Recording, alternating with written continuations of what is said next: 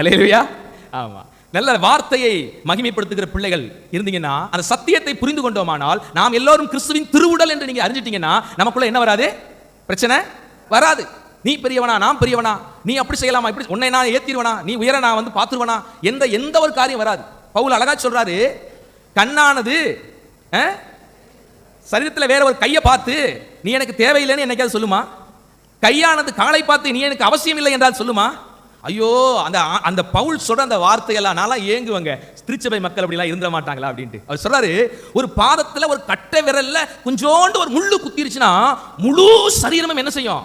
துடிக்கும். அப்படியே காலில் ஒரு கட்டை விரல்ல ஒரு முள்ளு குத்துனுச்சுன்னா கண்ணு தானா என்ன செய்யும்? எங்க இருக்கு? அங்க இருக்கு காலு, மேல இருக்கிற கண்ணு என்ன செய்யுது?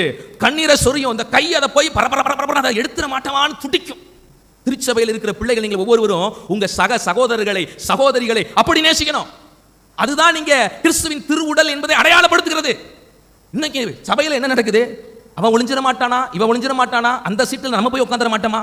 சீட்டுக்கு வெளியே தான் அந்த பிரச்சனை இருக்குது.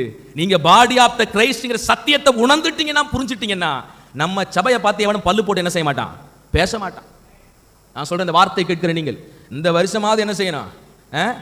ஓட்டுல உண்மையா என்ன செய்யணும்?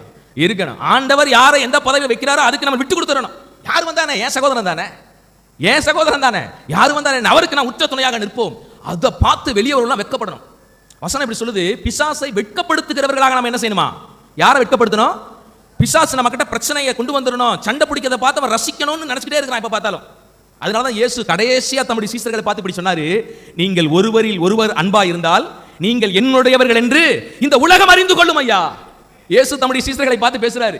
நீங்கள் ஒருத்தர் மேல ஒருத்தர் அன்பு வச்சிருந்தீங்கன்னா இந்த உலக மக்கள் எல்லாம் நீங்கள் இயேசுவை உடையவர்கள், இயேசுவை பெற்றவர்கள், இயேசுவால் மீட்கப்பட்டவர்கள் என்பதை அறிந்து கொள்ளும் என்று பேசுகிறார். எனக்கு மட்டும் இந்த ஆதங்கம் இல்லையா? இயேசுவே என்ன செய்யறாரு?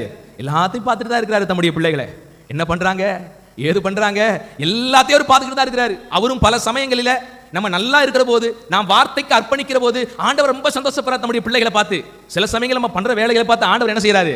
தலையால அடிச்சுக்கிட்டு, இதுக்காயா உங்களை சிலுவையில ரத்தம் செஞ்சு, ஏன் உடம்போடு உங்களை ஒட்டி இணைச்சேன், ஏன் ஒரு அப்பத்தில் உங்களை பங்கடைய வச்சேன், ஏன் ஒரு ரத்தத்தினால உங்களை கழுவி ஒரே தேவனுடைய பிள்ளைகளா மாற்றினேன். ஒரு ரத்தத்தின் பிள்ளைகளாம் எல்லாம். உலக மக்கள் என் ரத்தம் தான் ஆடாவிட்டாலும் தன் சதையாடும் என்று உலகத்தில் ஒரு பழமொழி சொல்லுவாங்க. நீங்க எல்லாம் ஒரே ரத்தத்தினால் மீட்கப்பட்ட பிள்ளைகள், ஏற்றத்தாழ்வே இல்லை. அதனாலதான் ஐயா எல்லாருக்கும் ஒரே மாதிரி என்ன செய்யறாரு? அப்பத்தை பரிமாறாரு, ரசத்தை என்ன செய்யறாரு? கொடுக்கிற. நம்ம எல்லாரும் ஒரே தரத்திலே தேவனுடைய பிள்ளைகளா இருக்கிறோம். அவருடைய சொத்துக்கு அதிபதிகளாக நம்ம எல்லாருமே இருக்கிறோம்.